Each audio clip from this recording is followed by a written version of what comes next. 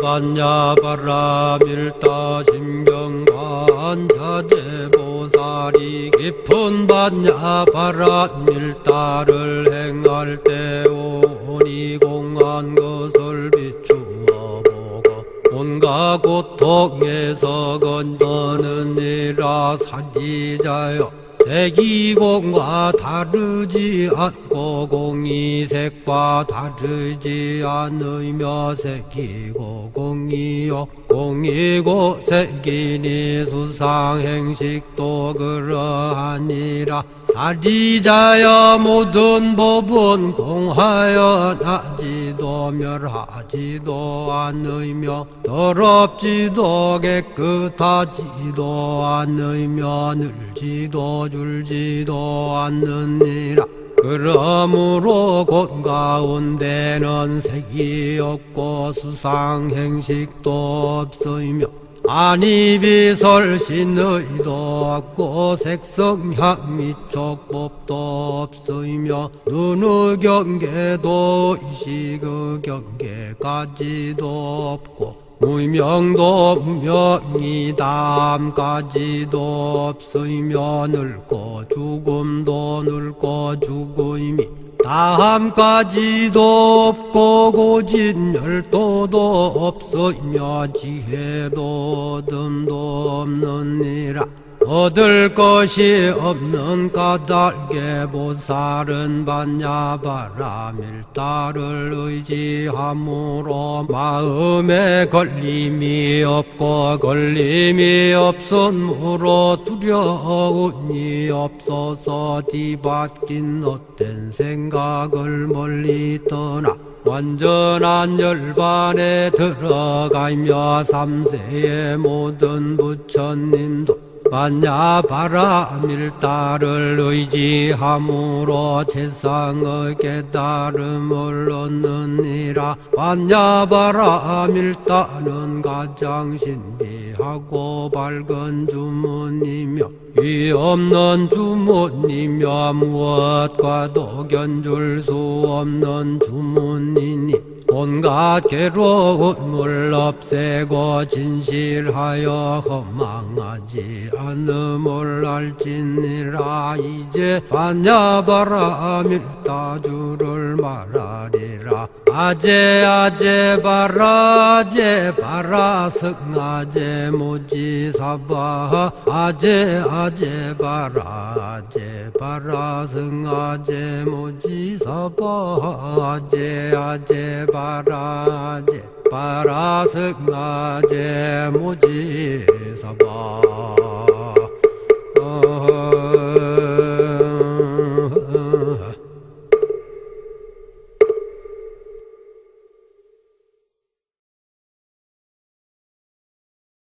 여러분들 부처님 오신 날 다들 잘 보내셨나요? 네. 여러분들 다들 각자 부처님 오신 날 또 맞아서 사찰에서 방문해서 보내신 분들도 있고 오랜만에 가족과 또 친구들과 보낸 분들도 있다고 합니다.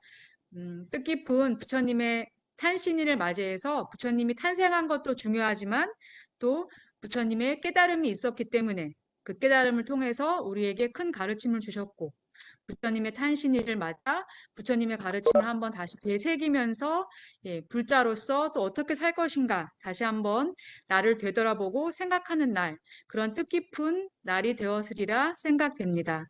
오늘은 각 지역에 있는 또 여러 사찰을 저희가 둘러보는 그런 시간을 가질 건데요. 바로 그 발표에 들어가도록 하겠습니다. 먼저 인혁조가 충청도를 소개해 주시고 보시조가 서울과 제주 지역의 사찰, 그리고 선정조가 전라도에 있는 사찰을 소개해 주도록 할 텐데요. 먼저 인혁조가 나와서 충청도에 있는 사찰을 둘러보도록 하겠습니다. 저희 인혁조 충청도 사찰 및 문화재 발표하겠습니다. 저희 팀원들 모두 너무 잘 준비해 주셔서 많은 양을 조사했는데 짧은 발표 시간 때문에 조금만 전달해 드리는 점 안타깝게 생각하고 있으나 최대한 많이 전달해 드릴 수 있도록 발표 진행하도록 하겠습니다. 저희 첫 번째 사찰은 각원사인데요. 각원사는 충청남도 천안시 세조산 기슭에 위치한 조계종 사찰로서 고려 태조 왕건의 이름을 따서 제일교포인 가결거사 김용주의 시주로 남북통일을 염원하면서 1977년 지어졌다고 합니다. 각 법단들은 지어진 의미와 그런 것들이 있는데요. 이 각원사는 특이하게도 다른 사찰들과는 달리 좀 남북 통일을 좀 약간 매우 염원하고 강조하고 있다고 봅니다. 나중에 저희 소개드릴 이 여기 사진에 보이는 부처님도 좀 그런 의미가 담겨져 있다고 합니다. 천안 12경 중 6경이라고 하는 것은 충청도 천안에서 자체적으로 대표적인 12가지 관광지를 지정했는데요. 그중에서 6번째로 해당되는 각원사입니다. 특히 벚꽃 명소로도 유명하다고 합니다. 이렇게 보시면 각원사의 모습인데요. 대웅보존과 태조산로라는 이렇게 두 개 저희가 소개해 드리려고 하는데 처음 태조산로는 태양의 성종으로서 20톤을 육박하는 거대한 규모를 자랑하고 있습니다. 은은하게 울려 퍼지는 맑고 웅장한 범용 소리를 삶에 지친 도시민들을 위로하고 삶의 활력소를 재충전하고자 이렇게 법당에서 각원사를 지었다고 합니다. 그 대웅보존은 34개의 주축들과 100여 만재의 목재를 투입해서 전면 7간, 측면 4간의 규모로 국내 목적 건축물로는 가장 큰 법당이라고 합니다. 그리고 대웅전 앞마당에는 열애탑이라고 불리는 3층 석탑도 있는데요. 이것은 대웅전이 발견된 있는데요. 그거는 지금 석가래만 희미하게 남아있을 뿐 잔재는 없다고 합니다. 그리고 청동 대불 아까 제가 말씀드렸던 그 대불인데요. 이것은 높이 15m, 둘레 30m의 엄청 큰 불상이라고 할 수 있는데 태조산의 그 주봉을 뒤로 해서 서양을 바라보면서 자비 미소로 많은 중생들을 맞이하고 그 다음에 남북 통일을 기원하는 측면에서 이런 큰 청동 대불을 지었다고 합니다. 두 번째는 수덕사입니다. 수덕사는 충청남도 예산군 덕산면에 위치한 수덕사인데요. 이게 지어진 설이 어, 다양한데 저희가 준비한 거는 사기에 백제 말의 숭제법사에 의해서 창건되었다고 하고 그 기록으로 남아있는 거는 30대 무왕 때 해안 스님께서 법화경을 강론하였고 고려 제31대 공민왕 때 나홍이 중수한 것으로 기록되어 있는 것은 확인되고 있습니다. 그래서 이때부터 이런 정신이 전해져서 수덕사는 지금도 많은 망궁 스님을 비롯해서 수많은 우수하신 스님들을 배출하는 사찰로도 유명합니다. 그리고 수덕사는 조계종의 그런 도움을 받아 지금도 많은 후학들을 양성하는데 힘쓰고 있습니다. 그리고 수덕사 대웅전은 1308년 충렬한 34년도에 건립된 건물로서 건축사 연구에 매우 귀중한 자료로 쓰이고 있는데요. 중앙에 석가모니불을 중심으로 약사불, 아미타불 3세 불이 모셔져 있습니다. 이 뒤에 소개드릴 보물하고도 관련이 있는데요. 수덕사는 이렇게 법당도 아름다울 뿐만 아니라 이 안에 들어있는 문화재도 상당한 큰 의미를 지니고 있는 것으로 나오고 있습니다. 첫 번째 저희가 소개해 드릴 거는 수덕사 노사나 불계탱이라는 건데요. 배불이라는 것은 절에서 큰 법회나 의식을 행하기 위해 법당 앞뜰에 걸어놓고 예배를 드리는 대형 불교 그림인데요. 이 수덕사 노사나 불계 불탱은 석가모니가 영취산에서 법화경을 설법할 때의 모습을 그린 영산 회상도를 묘사하였으며 오랜 수행으로 무궁무진한 공덕을 쌓고 나타난 부처인 노사나불의 본존불로 되어 있다고 합니다. 두 번째는 목조석가열의 삼불 좌상 및 복장 유물인데요. 예산 수덕사 목조석가열의 삼불 좌상은 이 모든 부처님과 그 동상들 포함한 이 단을 일컫는 말로써 예술적으로도 큰 의미가 있다고 합니다. 특히 불교 미술사와 공예사 연구에 큰 도움이 되고 있으며 조선시대의 그런 모습도 엿볼 수 있다고 합니다. 세 번째는 갑사입니다. 갑사는 삼국시대에 창건된 사찰이자 대한불교 조계종 제6교구인 본사인 마곡사의 말사로 위치하고 있는데요. 갑사는 또 특이한 점은 임진왜란 당시 승경당대가 승경들의 숨결이 숨어있는 호북불교의 중심이라고 할 수 있습니다. 또한 갑사는 독특한 유래를 갖고 있는데요. 삼국유사에 따르면 의상 스님께서 당나라의 유학을 마치고 귀국할 때 그를 흠모한 여인 선묘가 용으로 변해 의상 스님께서 신라에서 안전하게 도착할 수 있게 했고 절터까지 따라와서 절을 세우는 것을 도와주었다고 합니다. 본래 이 절터에는 사교의 무리가 모여 있었는데 의상 스님께서 이곳에 절을 세우려고 하자 그 흠모한 여인 선묘가 무거운 바위를 사교의 무리들의 머리 위로 띄워 이곳에서 절을 세울 수 있게 도와줬다고 합니다. 그래서 무량수전 앞에 큰 바위가 있는데 전해지는 말에 따르면 손모가 띄었던 바위이며 아직도 그것이 남아서 떠 있다고 합니다. 이렇게 갑사의 유래도 저희가 말씀드렸고 갑사의 연역을 중요한 연역을 보면 문무왕 9년 의상대사에서 갑사가 중수되었고 조선 초기 선종 때 18개의 사찰로 이름을 올림으로써 사세를 확장하고 중간에 정유재란으로 소실되었으나 이런 승병들의 그런 정신을 기리기 위해서 다시 중건하고 오늘까지 이렇게 이어졌다고 합니다. 그 다음 문수사입니다. 문수사는 충청남도 서산시 운산면에 위치하고 있는데요. 문수사 또한 누가 창건한지는 알 수 없으나 가남의 배치와 전해지는 유물로 보건대 고려시대에 창건돼서 지금도 내려오는 것으로 저희가 추정하고 있습니다. 조선시대에 있는 도둑들이 극락보전을 제외한 모든 정각을 불태웠다는 말만 전해져 있고 자세한 연역은 내려져 오지 않고 있습니다. 문수사의 특징으로는 현존하는 건물로는 극락보전, 신검당, 수도당, 춘정고가 있으며 극락보전은 고려 말에 지어져 임진왜란 이후에 중창된 것으로 충청남도 유형문화재 13호로 정해져 있습니다. 또한 그 극락보전 내부에는 금동 3세 불좌상, 관세음 보살상, 16 나한상들이 모여져 있고 나한상 사이에는 보살상 4구가 있다고 합니다. 이 외에도 고종 때 그려진 3세후 불탱화, 몽화가 그린 현황 탱화를 비롯해서 많은 좀 귀중한 불교적으로 의미가 있는 것들도 이 문수사 안에 있다고 합니다. 다섯 번째는 부석사입니다. 부석사는 충청남도 서산시 부석면 부석사길에 있는데요. 이 절의 사찰의 유래는 다른 사찰에 비해서 정확히 기록되어 있는데 통일신라 677년 문무왕 때 의상대사가 창건하고 무학대사가 중전했다는 기록이 남아 있습니다. 또한 여기도 의왕대사가 화엄에 큰 가르침을 베풀던 곳으로 알려져 있는데요. 그래서 부석사도 이런 그 정신이 아직도 내려와 있어서 이렇게 스님들이 공부하시는 곳으로도 알려져 있습니다. 건물은 극락전으로선 대웅전이 없는 부석사의 주불전과 안양루라는 누각이 있는데요. 이렇게 저희가 사진을 준비해 봤는데 극락전의 모습이고 안양루의 모습입니다.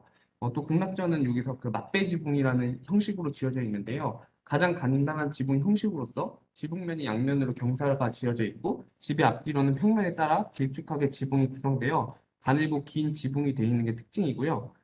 이 안양로는 팔각 지붕으로 되어 있는데 이거는 그 적절한 가장 약간 비율이 좋은 이러한 그 건축 기법으로도 사용되고 있습니다. 이렇게 저희가 그 5개의 사찰을 모두 알아봤고 문화재도 2개 정도를 준비했는데요. 첫 번째 문화재는 쌍사자 석등입니다. 국보 5호로서 위치는 그 충청북도 보은군에 위치한 속리산에 위치한 덕주사에 있는데요. 이것은 남북국 시대 통일신라의 팔각 석등으로서 영암사지 쌍사자 석등, 중흥산성 쌍사자 석등과 함께 신라시대 3대 석등으로도 잘 알려져 있습니다. 여기서 사자 조각을 보면 서로 가슴을 맞대고 깃발로 아랫돌을 디디고 서서 앞발과 주둥이로는 윗돌을 받치고 있는 모습을 보이고 있는데요. 이것이 좀 장중한 풍격을 지니고 이때 대해서는 조금 획기적인 시도라고 할 수 있습니다. 또한 이 사자들의 입 모양을 보면 한 사자는 벌린 입으로 아라는 소리를 내고 있으며 다문 입은 훔이라는 소리가 내져 있어서 이 소리 2개를 합하면 옴이라는 소리가 난다고 합니다. 이 옴이라는 소리는 우주의 처음과 끝을 아우르는 소리로서 이 쌍사자 석등에도 이런 의미가 새겨져 있다는 것을 알 수 있습니다. 두 번째 문화재는 정림사지 5층 석탑입니다. 이것은 국보 제9호로서 충청남도 부여군 부여읍에 위치하고 있고요. 삼국시대 백제석조선 불탑으로서 익산 미르자시 석탑과 함께 유명한 2개의 백제의 석탑입니다. 건립 시기는 639년 미륵사지 석탑보다 후대에 지어졌다고 판단하고 있는데요. 그것은 그 석탑의 그런 건축 양식이라든지 여기에 새겨져 있는 것들을 봤을 때 그렇게 추정하고 있다고 합니다. 그래서 보면 좁고 얕은 1단에 기단에 배 흘린 기법이라는 기법이 사용되었고요. 그 다음에 여기 초층 탑신 사면에는 당평제비라는 게 써져 있는데 이것이 뭐냐면 당나라의 소정방이 백제를 멸한 뒤 여기다가 그 기공문을 3개 넣었다고 합니다. 그 내용을 해석하자면 당나라가 와서 의자왕, 태자, 융, 효, 인 대신과 함께 장군 88명, 백성 12,807명을 전쟁을 이김으로써 당나라 수도 낙양으로 압송했다는 것을 자랑스럽게 적은 게 이 석탑에 적혀져 있습니다. 네, 저희 발표는 여기서 마치겠고 충청도에도 다른 아름다운 사찰인데 저희 조는 이렇게 5개의 사찰과 2개의 문화재를 조사함으로써 발표를 마치도록 하겠습니다. 감사합니다.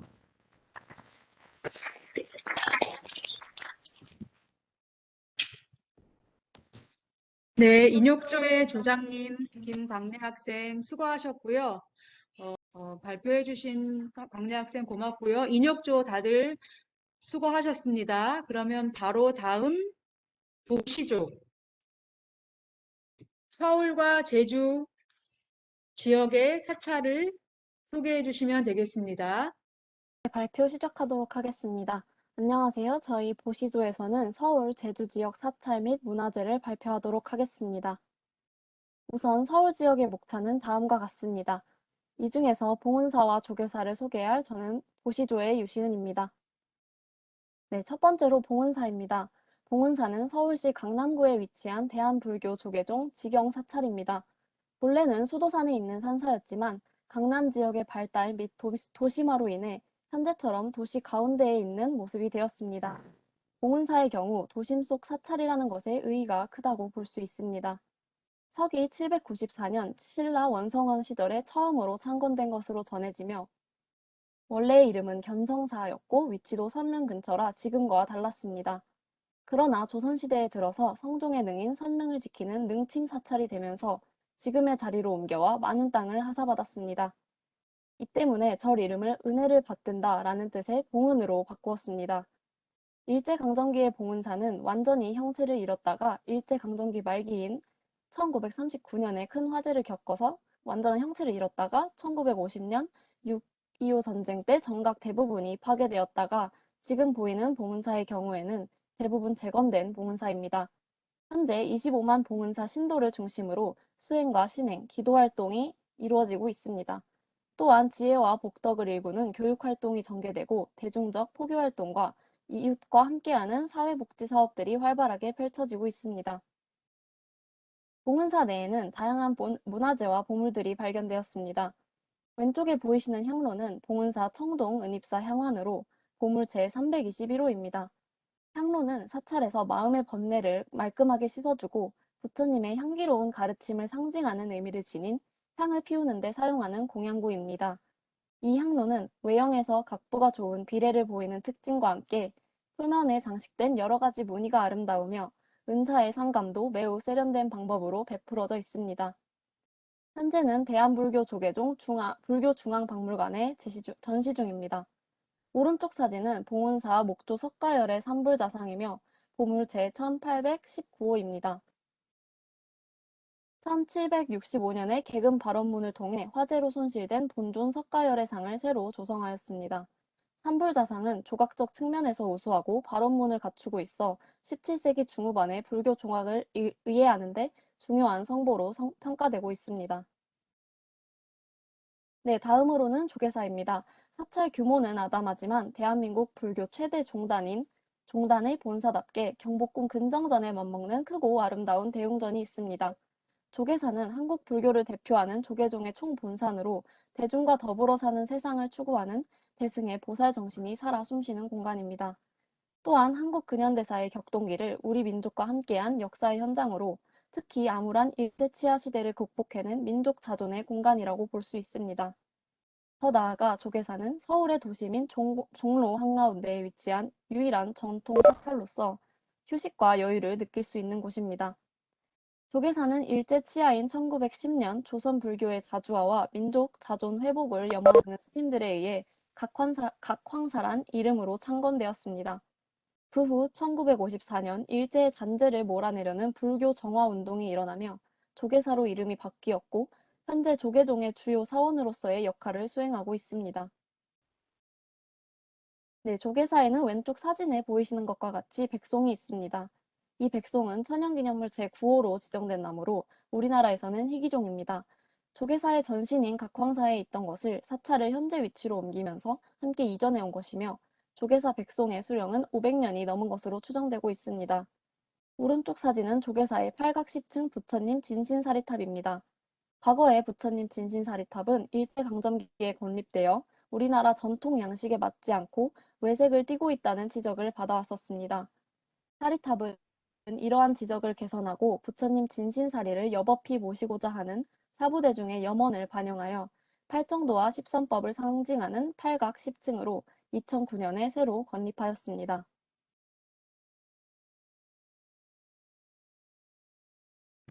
네, 들리시나요? 어, 안녕하세요. 이어서 발표를 맡게 된 보시조 동동건입니다. 혹시 익숙한 모습이 보이시나요? 네, 맞습니다. 바로 저희 학교에 있는 정각원인데요. 이제 정각원도 엄연한 서울 불교문화재로 등록되어 있습니다. 정각원은 원래 경희궁의 정전인 숭정전이었습니다. 그러나 일제강점기 때 경희궁이 완전 해체되면서 이제 숭정전들의 목재들이 팔려 나왔고 그것을 조계사에 사들여 법당으로 만들었었다고 합니다. 원래 숭정전은 임금이 신하들의 할애를 받고 업무를 보던 곳이었는데요. 이제 1976년에 다시 지금의 위치로 자리를 옮기고 77년에 정각원이라는 이름을 받았다고 합니다. 그리고 이제 이후에 정각원을 다시 원래 자리로 복원시켜 놓으려 했으나 변형이 너무 심해서 원래 순정전이 있던 자리에는 새로운 순정전이 지어지고 정각원은 이제 저희 학교에 그대로 있게 되었다고 합니다. 저희가 항상 보던 익숙한 곳이 문화재라는 사실을 새로 알고 보니 감회가 좀 새로웠었습니다. 다음 페이지 읽어주시면. 네, 다음은 저희가 12시 정각 때마다 듣는 종소리의 주인공인데요. 종에 쓰인 글은 서종주 교수가 지은 시를 김징상님이 몸통에 썼다고 합니다. 이 종에는 교훈이 써 있는데 협심, 도세, 자애, 신실이란 말이 적혀 있습니다. 이 중에서 저는 이제 협심과 도세란 말이 어려웠는데 시간상 이 두 개 단어만 설명해 드리겠습니다. 협심이라는 단어는 자신의 마음을 가다듬어 흩어지지 아니하게 함. 또한 도세는 삶과 죽음의 현실을 극복하고 열반에 들어간다는 뜻을 하고 있다고 합니다. 현재 조계종은 매일 아침 저녁에 울리고 중요한 행사와 결별식 때도 타종된다고 합니다. 네, 다음은 제주 지역 사찰 소개입니다. 네, 제주 지역에도 의외로 정말 많은 사찰들이 있었는데 그중에서 저희는 3개만 손꼽아서 말씀드리도록 하겠습니다. 네, 목차는 저희는 이제 관음사, 선덕사, 야천사를 차례대로 소개할 건데요. 저는 이제 관음사까지 하고 다음 선덕사, 야천사는 뒤에 진수님께서 해주실 겁니다. 네, 관음사의 위치는 제주시 삼봉북로 660에 위치해 있는데요. 한라산에 있습니다. 쉽게 말해서. 근데 이제 가는 방법으로는 산에 있다 보니까 차를 타고 올라가야 되는데요. 가는 길에 이제 연등이 있어서 연등길 같은 걸로 드라이브 길로 많은 길을 얻고 있다고 합니다. 그 다음에 이제 관음사는 제주시 한라산에 있는 사찰입니다. 일제강점기 때 복료가 스님이 세우셨는데요. 원래는 고려 때 지어져서 조선까지 있었으나 조선 숙종 때 이제 제주 목사였던 이영상이 이제 제주에 접신이 많다 하여 많은 사당과 함께 사찰 500동을 폐사시켰습니다. 그렇게 이제 조선의 억불 정책으로 인해서 폐허가 되었지만 현재 관음사는 1912년 복료관 스님이 다시 창건한 것이라고 합니다. 복료관 스님은 가는 길에 풍랑을 만나 사경에 이르렀을 때 관음보살의 신력으로 다시 살아나서 자신의 고향인 제주도에 절을 짓고 불상을 모셨는데 그 절이 바로 이 관음사입니다.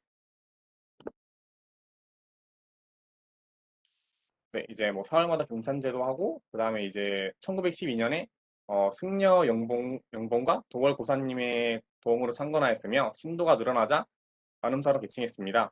그러나 1948년에 제주도 4월 3일 항쟁 때 이제 전소됐던 역사 작품이 있습니다. 그 후 1968년 중창하여 현재 제주도의 말사 30여 개를 관장하고 있다고 합니다.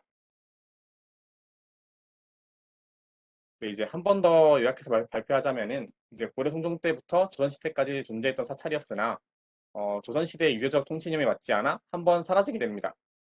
그러나 제주불교의 중심이었던 그리고 제주불교 200년간의 맹맥이었던 사찰을 다시 복구하기 위해 복룡한 스님이 다시 1908년 지어서 1912년에 완공시킵니다만 이제 제주 4.3 사건이라는 마음 아픈 사건으로 인해서 다시 전소돼 버리고 맙니다. 1968년 이후 다시 제 모습을 찾았지만 조선시대를 거쳐 일제강점기 시대 그리고 해방 직후 쭉 제주가 걸어온 슬픈 역사와 닮은 꼴이기도 합니다. 그리고 현재는 제주도 북쪽의 관광지로 주목받고 한라산의 심장이자 제주 지역을 대표하는 기도수행 도량으로 거듭나고 있다고 합니다. 네.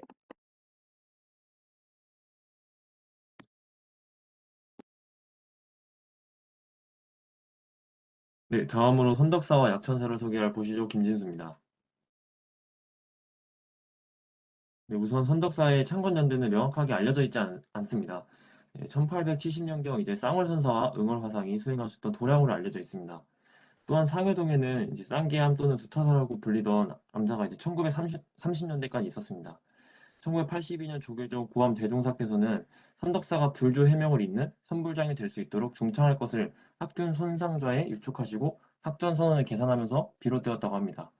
중창 과정에서 전체 건물이 목조로 이루어졌고 우리나라의 보편적 가람 형식을 잇는 아름다움을 보여주고 있습니다. 또한 제주석을 이용한 옥층 서탑이 있습니다. 특히 선덕사 내에는 불교문화유산이 묘법, 연화경 등의 책을 보존하고 있다고 합니다. 이 경전은 이제 고암 대종사가 전해준 것인데요. 문화재적 가치가 높게 평가돼서 2003년에는 제주도 지정 유형 문화재로 지정되어 보존되고 있습니다. 또한 이제 2년 뒤인 2005년에 선덕사가 서귀포시 향토 유형유산 제3호로 지정되었고요. 몇 달 뒤 선덕사 대적광전이 제주도 지정문화재 문화재 자료 제8호로 지정되었습니다. 지금까지 선덕사에 대해 간단히 알아봤는데요.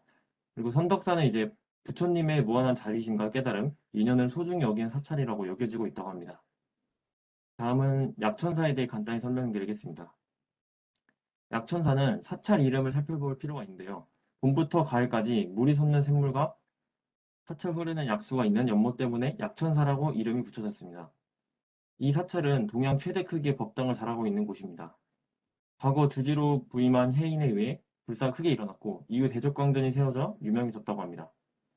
29m 높이의 대적광전은 조선 초기 불교 건축 양식을 띤 콘크리트 건물로 지하 1층, 지상 5층이 통층으로 되어 있습니다. 법당 앞 종각에는 효도를 강조하는 글과 그림이 새겨져 있는 범종이 걸린 것이 특징입니다. 그리고 조선시대 임금인 문종과 현덕항우, 영춘왕, 이방자, 여사 등 이 4인의 위패가 모셔져 있다고 합니다. 이상 보시조의 서울과 제주 지역 대표 사찰을 말씀드렸습니다. 발표 들어주셔서 감사합니다.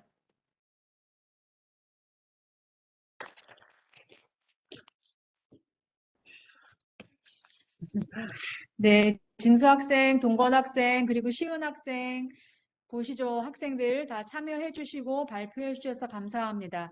서울, 제주 지역 사찰 둘러봤는데요. 또 특별하게 저희가 있는 이 정각원도 포함시켜 주셔서 더 뜻깊은 발표였다고 생각하고 범종에 또 그런 내용이 새겨져 있는 거 저도 처음 들었거든요. 그래서 좋은 꿀 정보 감사합니다. 예, 그럼 마지막으로 선정조 전라도 사찰 둘러보도록 하겠습니다. 발표해 주세요. 네, 발표 시작하겠습니다. 안녕하십니까. 이번 선정조 법회 발표를 맡은 경찰행정학부 16학번 김희주라고 합니다. 선정조는 전국의 사찰과 문화재 중 전라도 지역에 있는 사찰과 문화재를 맡아 조사를 진행했습니다. 조원들은 발표를 맡은 저 경찰행정 김희주와 자료 검색 및 PPT 작성의 전자전기 강동호 학우님, 국제통상 김수빈 학우님, 불교 오상혁 학우님, 경영 윤선 학우님, 영문 이현사 학우님이 계시며 대본 작성 및 발표 준비에 체육교육 방준호 학우님, 불교 서원일 학우님, 불교 안채인 학우님께서 계십니다. 발표 시작하겠습니다.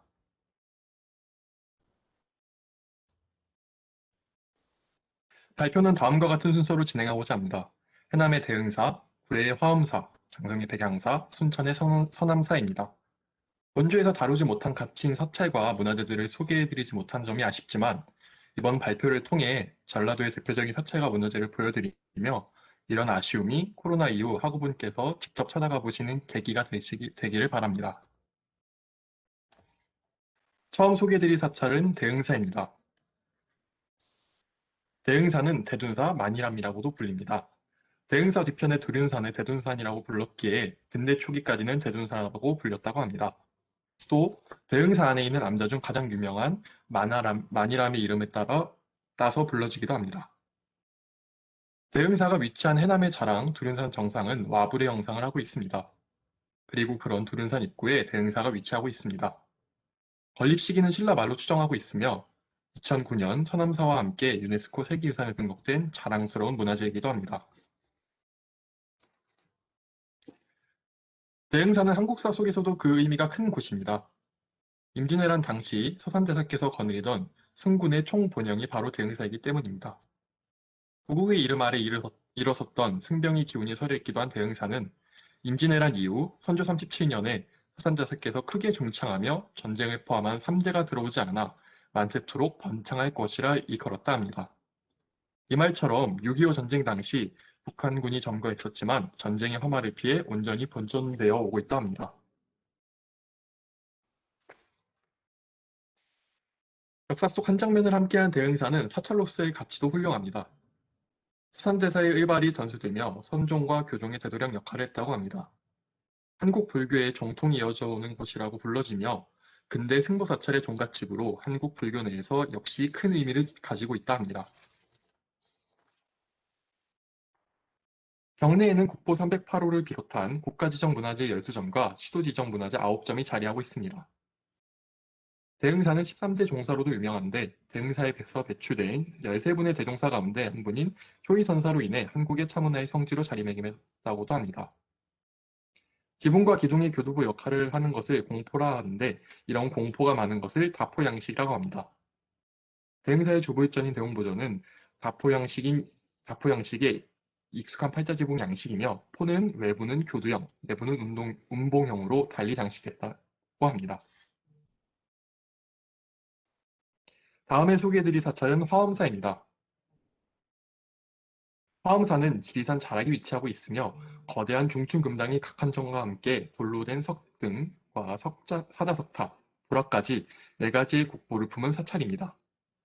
한국사를 공부하다 보면 한 번쯤은 들어봤을 원효대사의 화엄종과 이름이 비슷하지만 실제로는 조계종 제19교구 본사가 자리한 곳입니다. 하지만 그 이름은 인도에서 온 연기존자께서 화엄경을 설법한 곳이기에 화엄사로 이름 지어졌다는 창건설화가 내려오고 있답니다. 화엄사는 신라시대에 창건되었으며 진흥왕의 정치적, 군사적 이해와 맞물려 신라불교의 특징인 호국불교의 본산이었습니다. 그 이후 고려시대를 거쳐 융성하던 화엄사는 외란의 화를 입어 모두 다 타버리고 7년에 걸쳐 재건을 마쳤습니다. 절이 다 타버린 뒤 피신해 계시던 스님들이 모여 대화엄 종주를 다시 세우기로 맹세하며 다시는 이런 일이 없도록 붕괴했던 기록이 전해져 내려옵니다. 이후 6.25 전쟁 당시 북측의 게릴라 작전인 빨치산 수탕을 위해 지리산 밑에 거처가 될 수 있었던 화엄사를 태우자는 말이 있었으나 초대 경찰 총경 차이력께서 태우는 건 하루면 족하지만 다시 세우는 건 1000년도 부족하자며 화엄사를 지켰다고 합니다. 화엄사의 4가지 국보는 그 가치를 순서 매길 순 없지만 이번 소개에는 석등과 각황전을 소개하도록 하겠습니다.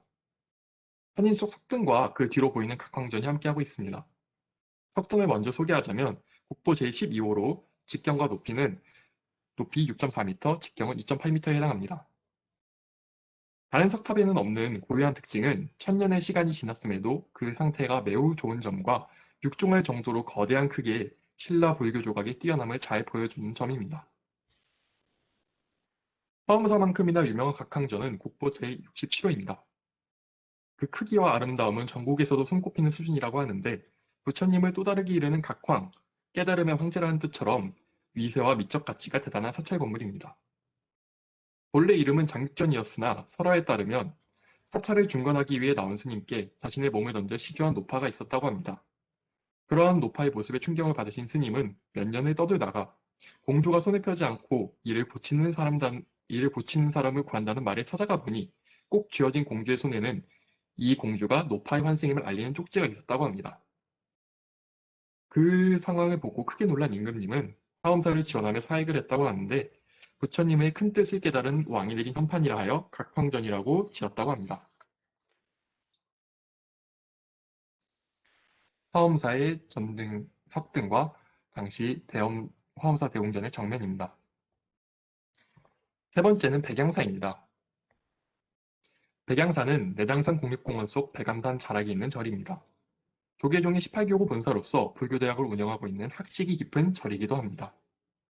첨부한 사진에서도 보실 수 있다시피 백양사는 아름다운 풍경으로 이름이 높다고 합니다.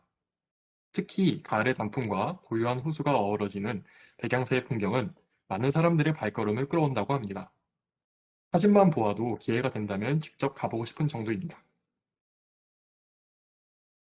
백제시대에 창건된 것으로 알려진 백양사의 처음 이름은 백암사였습니다. 그 후 고려시대에 중청하며 정토사로 불렸다가 조선 선조 7년에 이르러 환양선사께서 백양사라 부르기 시작했다고 합니다. 백양사라 이름 부르게 된 이유는 설화를 통해 알 수 있습니다. 전설에 따르면 환양선사께서 절에 머물면서 법회를 열어 금강경을 설법했다고 합니다. 연지 3일째 되는 날 흰양이 나타나 설법을 들으며 눈물을 흘렸고 7일째에 법회가 끝나고 꿈속에서 흰양이 나타났다고 합니다. 흰양은 자기가 원래는 하늘에 사는 천인이었다가 죄를 지어 짐승이 되었는데 선사님의 설법을 듣고 나니 다시 천인으로 환생하게 되었다고 말하며 사라졌고 이튿날 아침에 일어나 암자 앞으로 나가보니 흰양 한 마리가 죽어 있었으므로 절의 이름을 백양사, 흰양의 절로 바꾸었다고 합니다.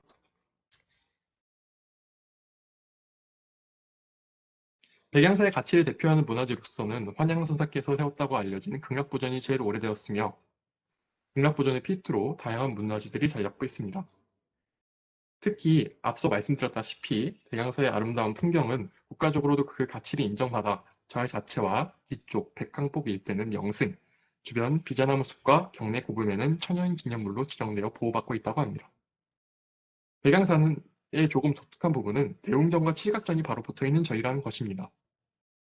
민간 토속신앙과 불교의 융합을 대표하는 전각인 칠각전은 대웅전과 멀리 떨어져 있음이 일반적이지만 백양사에선 칠각전이 대웅전 옆에 위치했다고 합니다. 칠성신들을 탱화가 아닌 형성화로도 모셔놓고 있다 하니 기회가 되면 직접 들러 확인해보고 싶습니다. 마지막 네 번째 절은 서남사입니다. 순천시 조계산 자락이 위치한 서남사는 사진에서 보이시는 승성교로도 유명합니다. 절의 입구를 상징하는 승성교가 너무 유명한 나머지 잘 나온 서남사의 사진을 구하기 어려웠을 정도입니다. 대흥사와 함께 그 가치를 인정받아 유네스코 세계문화유산에 등록되기도 한 사찰입니다. 이전에 소개해드린 세 개의 사찰과 달리 조계종 소속이 아닌 한국태고종의 총본산입니다. 백제성왕 때 고구려 승려가 절을 싣고 해천사라 부른 것을 기원으로 보며 남북국 시대 도선이 서남사로 창건함이 역사 속에서 그 이름을 드러냈습니다. 이후 불교가 국교로 융성하던 고려시대 천태종의 본산으로 크게 번창한 과거도 있었지만 서남사 역시 외란의 화를 피하지는 못하고 정유재란 당시 큰 피해를 입어 절이 거의 소실된 아픔도 있었습니다. 이후에도 계속 화재가 발생하여 이름과 기운이 맞지 않아 해천사와 그 뒤에 있는 적외산이 청량산으로 바뀌기도 했지만 조선 순조 때에 이르러 원래 이름인 서남사를 되찾았다고 합니다. 유네스코 세계유산으로 지정된 서남사는 그 가치를 국제적으로 인정받았습니다. 많은 화를 입어 소실되고 중건을 반복하는 서남사이지만 그 중건 속에서도 근대 이전의 건축 양식을 온전히 보존하고 있다고 합니다. 대한민국 보물내점과 전라남도 지정 유형문화재 5점, 불교회화, 조각, 공예품 등 약 1,800여 점의 문화재를 보유한 성북박물관과 함께 보물 제395호로 지정된 서남사 삼식석탑과 보물 400호로 지정된 절 입구의 무지개다리 승성교, 강선루, 불교 사상을 구현한 독특한 양식의 연못인 삼인당도 역시 유명합니다. 또한 소설가 조정래의 아버지께서 계신 절로도 많이 알려져 있습니다. 금일 법회에서 발표를 맡아 전라도의 사찰과 문화재를 소개하는 시간을 가졌습니다. 더 많은 것들을 알려드리지 못한 점이 아쉬울 따름입니다. 코로나 사태가 언제 수그러들지는 알 수 없지만 추후 여행이 문제가 되지 않는 그런 시기에 저희 선정도에서 소개해드린 전라도의 사찰을 방문해 보시길 기원합니다. 이만 마치겠습니다. 감사합니다.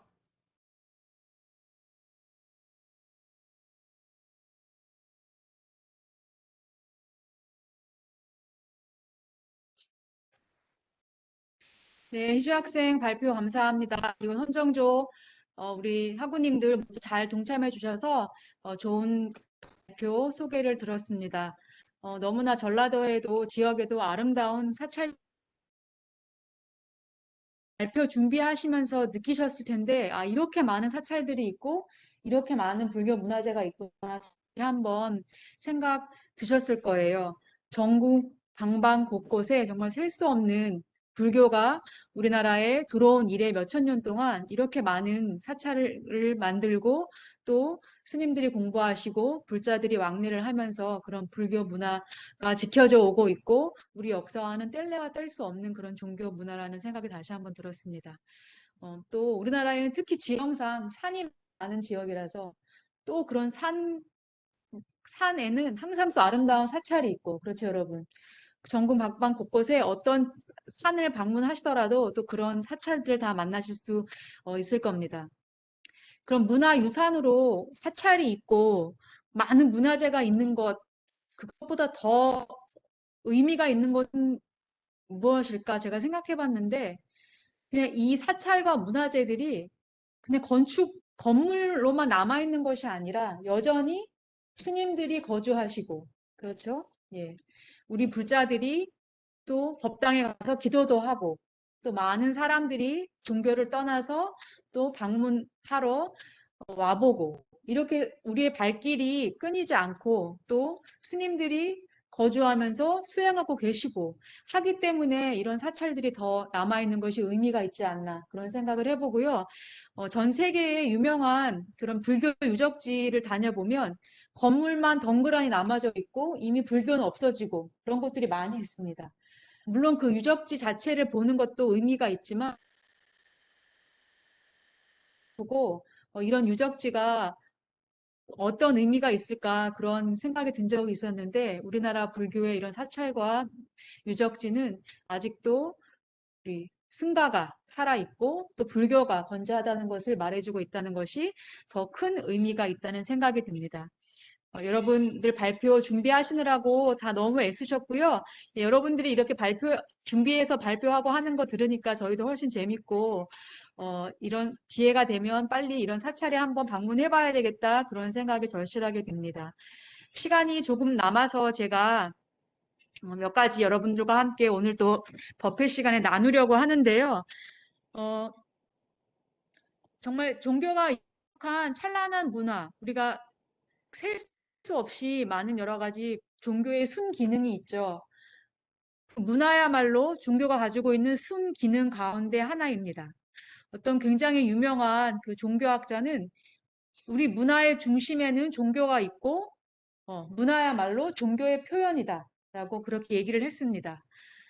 종교 문화는 예술, 규범 문화, 규범은 우리가 어떤 평등, 자비, 박애, 그런 사상을 얘기하는 거겠죠. 그리고 삶의 방식, 우리 불교에는 지켜야 될 계율이 있고 또 불자로서 살생을 하지 않겠습니다. 뭐 거짓말을 하지 않겠습니다. 그것도 다 삶의 방식이잖아요.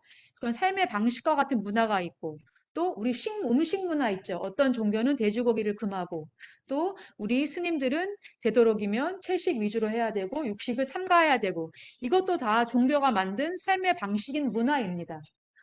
또 예술 문화, 우리가 지금까지 봐왔던 사찰, 문화재, 다 예술 문화에 속하는 건데 그것뿐만 아니라 문학, 건축, 미술, 음악 등등 다양한 예술 방면에도 종교가 그렇게 문화의 꽃을 피워왔습니다.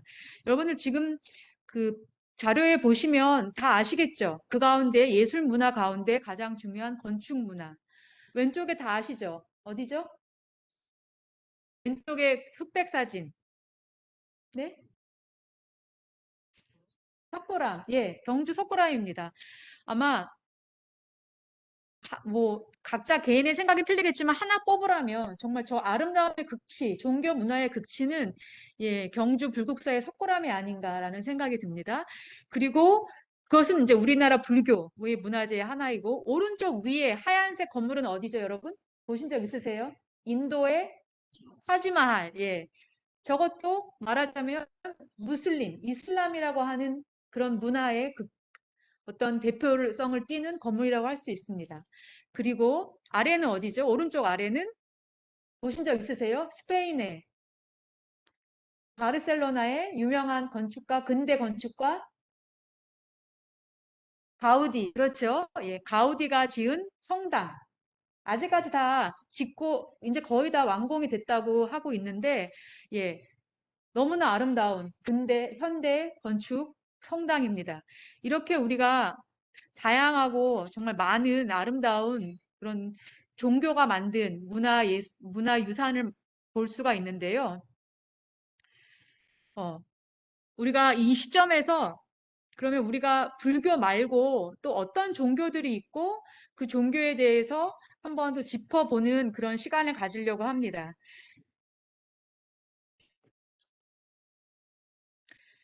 세계 종교, 우리가 보통 전통 종교, 오랜 시간 동안 전통성을 인정받으면서 우리와 함께 온 종교, 여러분들 우리가 아는 그리고 중국, 동북아시아를 중심으로 유교, 도교 한 번씩 들어본 이름들이죠. 예, 그리고 카톨릭과 개신교, 그 다음에 이슬람과 유대교 다 들어보신 이름들이죠.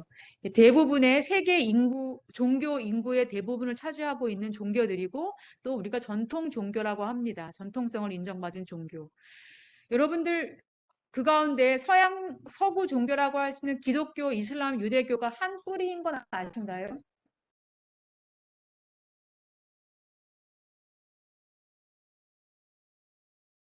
사실 이슬람, 기독교는 뿌리입니다. 그런데 아마 그럼에도 불구하고 저렇게 서로 다르고 서로 이렇게 싸우는 모습을 보여 하실 텐데 사실 유대교, 이슬람, 기독교는 한 뿌리입니다. 말하자면 아브라함이라고 하는 하나의 조상이 아브라함이 낳은 어, 어, 어, 어,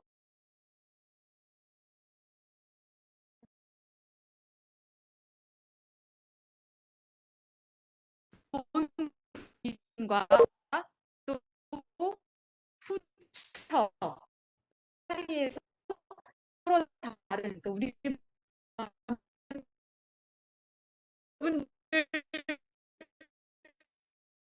스타일 저렇게 왼쪽에 그 랍비라고 하는 레바이라고 하는 저런 복장을 한 그 유대교의 성직자 모습 보셨을 거예요. 그리고 오른쪽에 보면 이렇게 머리에 빵떡 모자 쓴 분들이 종교 의식에 참여하고 있는 그런 모습들. 예, 유대교의 모습입니다. 우리나라 한남동에도 현재는 유대인 커뮤니티가 있다고 합니다. 그리고 그분들은 또 돼지고기를 금하고 코셔 푸드라고 하는 그 종교적으로 허락된 그 음식을 먹어야 하는 또 그런 식문화가 있다고 합니다. 그것이 유대교. 그리고 여러분 기독교나 개신교는 너무 잘 아니까 제가 바로 이슬람교로 넘어가면 그렇게 아브라함의 후손의 7세기 초에 무하마드라는 사람이 창시를 했고 특이한 것은 이슬람교는 기독교나 뭐 불교 또는 유대교처럼 성직자는 따로 없습니다. 예. 하지만 굉장히 지금 그 종교의 인구가 증가하는 폭이 가장 큰 것이 바로 이슬람입니다. 그래서 2050년 이후에는 아마 기독교와 다른 종교를 모든 종교를 뛰어넘고 이슬람의 인구가 가장 많은 것이라고 그런 종교학자들은 예측을 하고 있습니다. 증가폭이 너무 크기 때문에. 그리고 또 그들만의 종교 의식을 거친 음식을 먹는 할랄 푸드라는 음식을 먹는 그런 식문화를 가지고 있습니다. 이렇게 아브라함이라는 하나의 조상에서 갈라 나온 그런 종교, 기독교, 유대교, 이슬람이 한 뿌리이지만 지금 너무나 다른 색깔과 그런 모습들을 가지고 있는데요. 다시 보시면 예, 유대교는 야훼 신이라고 하는 신을 그 유일신 사상을 가지고 있으며 또 구약 성서 탈무드라는 것을 성전 가장 성스러운 진리로 받들고 있으며 주로 이스라엘 지역에 유대교들이 분포되어 있습니다. 기독교는 구교, 카톨릭교, 그리고 러시아의 동방정교회, 또 개신교 이렇게 나뉘어져 있고 또 가장 큰 특징은 예수님의 부활과 구원을 믿는 것이 기독교의 가장 큰 특징이라고 할 수 있습니다. 그 다음에 이슬람은 또 틀린 신, 그들만의 알라신이라는 신을 유일신으로 모시며 구약 선서와 또 그보다 더 중요한 코란이라는 경전을 그분들의 그 진리의 가르침으로 따르고 있고 같은 유대교라도 같은 기독교 안에서도 또 분파가 나누고 또 개신교 안에서도 여러분들 아시겠지만 뭐 감리교다, 장로회다 그렇게 나누듯이 이슬람들도 마찬가지로 우리가 잘 알고 있는 수니파다, 시아파다 이렇게 나눠져서 여러분들이 또 그들 간에 또 싸움을 하고 전쟁을 하고 하는 모습들을 보셨을 거예요. 그래서 하나의 뿌리지만 지금은 너무나 다른 모습으로 또 때로는 굉장히 서로에게 적대적으로 지금 그렇죠. 예. 본인의 종교, 본인이 모시는 신만이 정통하다, 진리이다를 강조하고 있습니다. 그래서 우리가 지금까지는 그런 종교가 만든 아름다운 그런 문화유산, 우리나라의 또 사찰 문화재들을 둘러보면서 그런 문화유산들은 종교가 낳은 순기능이라고 할 수 있죠. 좋은 기능, 좋은 점. 하지만 꼭 종교가 그렇게 순기능만 있을까요? 그렇지 않죠. 예. 우리가 종교의 역사를 얘기하면 빼놓을 수 없는 것이 또 분쟁과 전쟁과 예, 폭력이라는 그런 이름들입니다. 이렇게 정통 우리가 알고 있는 기독교다, 유대교다, 불교다, 도교다 하는 정통 종교가 있는 반면 또 한 가지 종교의 흐름은 우리가 소위 말하는 이단이라고 하는 학자들은 이단이라는 이름은 부르는 것은 좀 문제가 있다 해서 그런 종교들을 새로 생겨나는 종교들이라고 해서 신종교다, 신흥 종교다, New Religious Movement다 이렇게 부르기도 하고 우리가 알고 있는 것으로는 이단 또는 컬트라고 합니다. 그래서 현재 그 전통 이런 신종교들은 기존의 전통 종교에서 이렇게 갈라져 나온 종교들도 있어요. 뭐냐면 정통 종교들에 대한 새로운 해석, 가장 중요한 건 나는 이 가르침을 다르게 해석해. 그리고 또 이런 신흥 종교에서 중요한 점은 무엇이냐면 내가 바로 구원자야. 내가 바로 신의 계시를 받은 사람이야. 어떤 스스로를 신격화하면서 스스로가 새로운 종교 지도자로 부상하면서 갈라져 나오면서 하나의 종교를 새로 만드는 경우가 있습니다. 수만 개의 신종교 단체들이 있다고 하는데요. 위키피디아에 찾아보면 위키피디아에 이렇게 New Religious Movement 치면 거기 정리된 리스트만 300개가 넘습니다, 여러분. 그래서 불교, 뭐 기독교, 이슬람, 유대교를 다 포함해서 또 새롭게 만들어지는 그런 종교들이 우리가 정말 알 수 없는 그런 수많은 종교들이 있는데 이런 종교들이 순기능만 하면 좋을 텐데 그렇지 않다는 것이 굉장히 안타까운 현실이죠. 그리고 그 중에 한 가지가 가장 큰 게 뭐냐면 과학적 사실의 왜곡입니다. 예를 들면 우주의 창조, 우주의 시작, 빅뱅, 신이 만든 것이다. 결국 신이 우주를 창조했다. 그런 것 같이 과학적 사실을 왜곡한다는 것.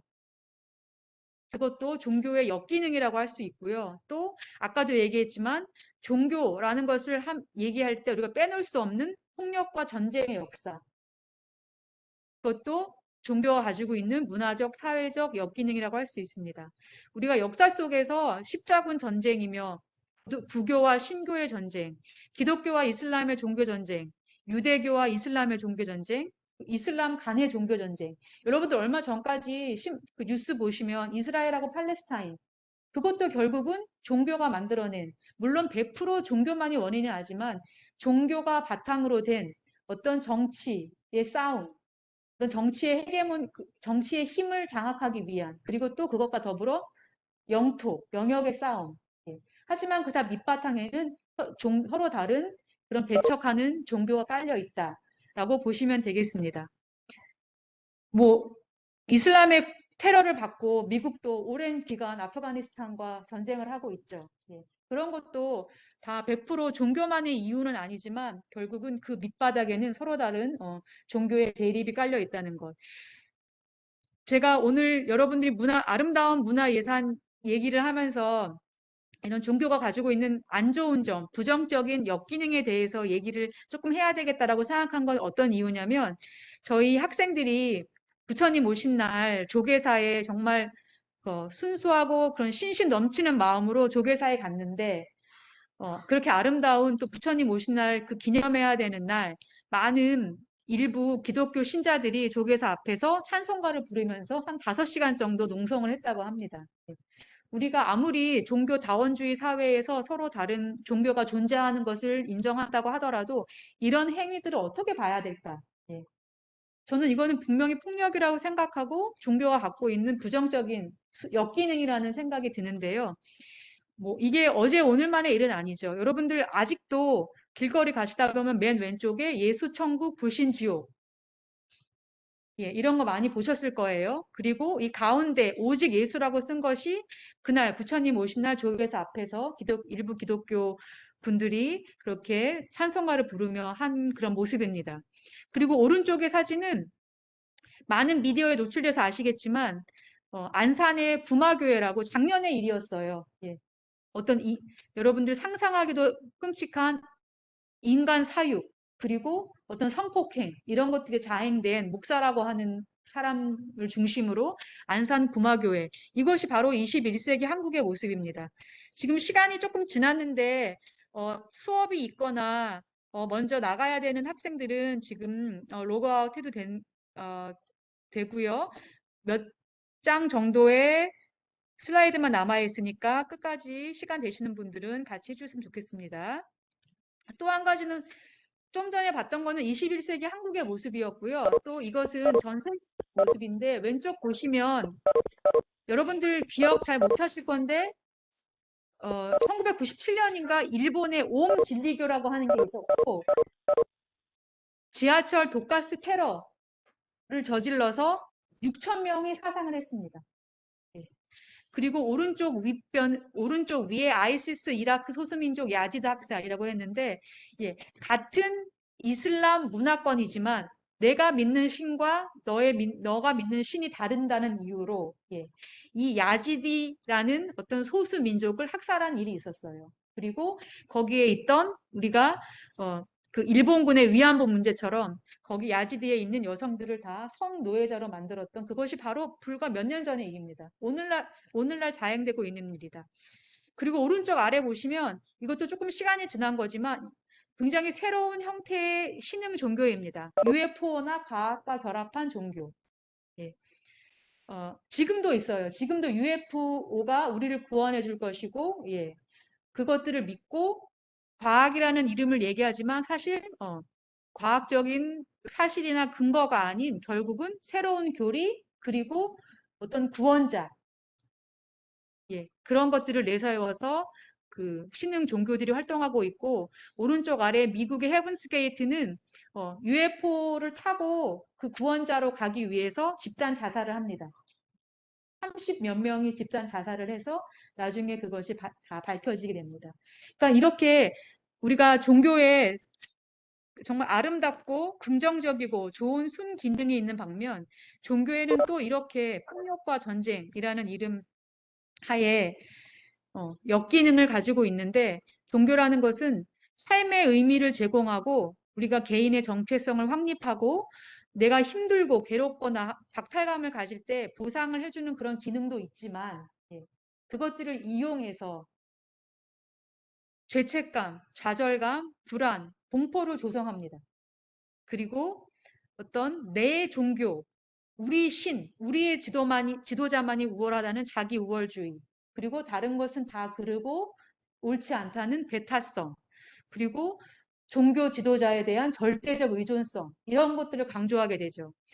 박탈감과 내가 힘들고 정말 누군가의 도움과 손길이 필요할 때 그런 박탈감을 가졌을 때 접근을 하게 됩니다. 이런 종교들이. 우리는 쉽게 빠지게 되죠.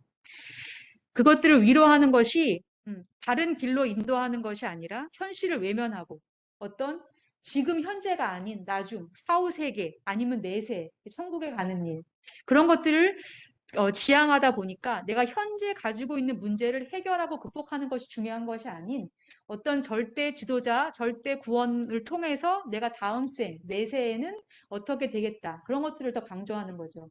그래서 종교가 제공할 수 있는 좋은 의미를 예, 이렇게 부정적인 것으로 이용하는 경우가 많이 있습니다. 그 이슬람들이 전쟁하는 것들을 성전, 홀리워라고 하잖아요. 어떻게 하면 무엇으로 그런 폭력과 전쟁을 합리화할 수 있는가?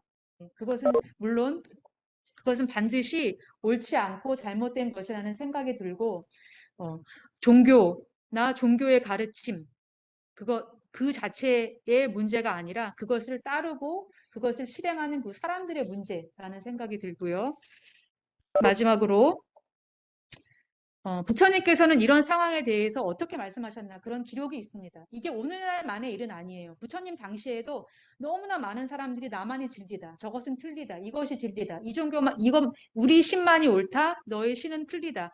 하는 그런 논쟁들이 끊임없이 있었습니다. 그 시대나 지금이나 아마 이거는 변치 않을 텐데요. 제자들이 부처님께 와서 도대체 저 사람들은 어떤 사람들은 자기만 옳고 다른 사람들은 다 그르다고 하고 또 어떤 사람들은 본인들만 옳고 남들은 다 그르다고 하는데 부처님 도대체 무엇이 진리고 무엇이 진리가 아닙니까? 제자들이 물어보게 됩니다.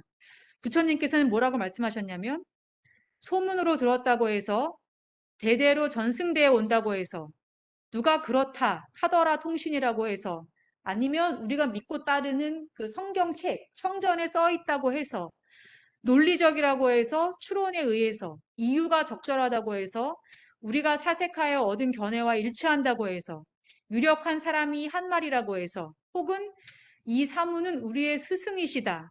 내가 믿고 따르는 스승이 얘기했기 때문에 라고 해서 진실이라고 받아들이지 말라고 하십니다. 굉장히 어때요, 여러분? 더 와닿지 않습니까? 그렇죠. 무조건 누가 그렇다고 해서, 어디에 써 있다고 해서, 소문으로 들었다고 해서, 어떤 지도자가 그렇다고 해서 무조건 믿지 말라고 말씀하십니다. 이것이 아마 우리 불교의 스승인 부처님과 다른 종교의 가르침이 틀린 것이 아닌가 그런 생각이 들고, 그러면 무엇을 기준으로 삼아야 됩니까? 했더니 부처님께서 그 다음 말씀을 하십니다. 결국 그 가르침이, 그 진리가 탐욕, 성냄, 어리석음으로 인해 여기서 중요한 건 우리예요. 내 자신뿐만 아니라 상대, 우리가 다 같이 이익이 되느냐, 손해가 되느냐를 따져보시라고 가르치십니다. 결국 우리는 무엇이 옳고 그르냐의 기준을 정할 때 나에게도 도움이 되고 상대방에도 도움이 되느냐. 그렇지 않고 우리의 욕심, 분노, 성냄, 아니면 우리의 무지를 더 키우는 것이냐.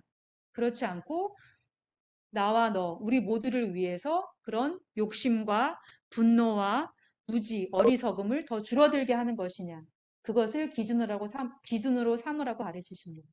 분명 우리가 같은 종교라는 이름하에 그렇게 다양한 가치와 믿음이 있지만 종교라는 이름하에 우리가 저지르고 있는 폭력과 전쟁이 나와 남, 우리가 다 같이 잘 살고 행복하게 되고자 하는 것인지 우리가 한번 반드시 생각해 봐야 되고, 우리가 틀린 것은 틀리다고 말할 수 있어야 되고, 그것도 틀리다고 말할 때 우리가 가져가야 되는 기준은 무엇인지, 그거에 대해서 한번 다시 생각해 봤으면 좋겠다.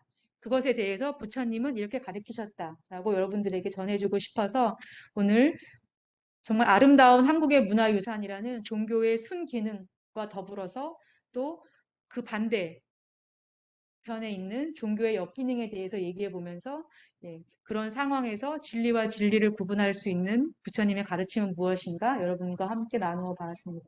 이런 것들도 한번 생각해 보시고 그 부처님 오신 날 조계사에서 그런 것들을 보고 굉장히 충격을 받고 우리 놀랐을 학생들이 또 그런 것을 통해서 새로운 경험을 통해서 또 배우고 그런 경우에 나는 어떻게 판단해야 되는지 또 불자 학생으로서 무엇을 기준으로 삼아야 되는지 그런 것들을 또 배우는 때 계기가 됐으니까 꼭 나쁜 것만은 아니죠. 그래서 모든 것에는 다 내가 순기능, 역기능조차도 배울 수 있는 대상이 된다. 그렇게 생각하시면 되겠습니다. 아시겠죠? 네. 자, 오늘 좀 시간이 너무 많이 초과됐는데 발표 준비하시고 또 발표해 주신 우리 학우님들 다 감사하고요. 오늘도 법당에 나와주신 우리 친구분들 다 감사합니다. 그래도 우리 마지막으로 사홍선 자리에서 일어나서 사홍선 함께 모시고 오늘 수요 법회 마무리하도록 하겠습니다.